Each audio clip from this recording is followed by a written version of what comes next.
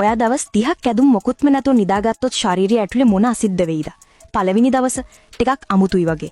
ඒත් bed sheet එක ඇටට ගියාම ඔයාගේ ශරීර උෂ්ණත්වය පහළ යනවා සහ ඔයාගේ මොලේ ඉක්මනින් ස්ලීප් මෝඩ් ඇක්ටිව් කරලා ඔයාට ඉක්මනින්ම නිින්ද යනවා. 7 වෙනි දවස ඇදුම් නැති නිසා ඔයාගේ හැම නිදහස්. මේ නිසා බැක්ටීරියා ග්‍රෝ වෙන්න අමාරු නිසා ස්කින් එක කූල් සහ නිරෝගී වෙනවා.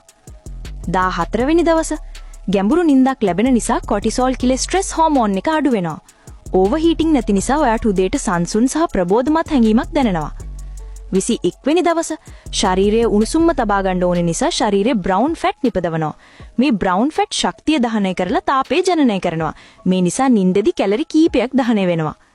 30 වෙනි දවස පූර්ණ නිදහස නිසා රුධිර සංසරණයේ සීමාවකින් තොරව නිදහසේ ගලා යයි. පිරිමින් සඳහා මේ නිදහස් සිසිල් උෂ්ණත්වයේ සෞඛ්‍ය සම්පන්න ටෙස්ටොස්ටෙරෝන් නිෂ්පාදනයට උදව් වෙනවා.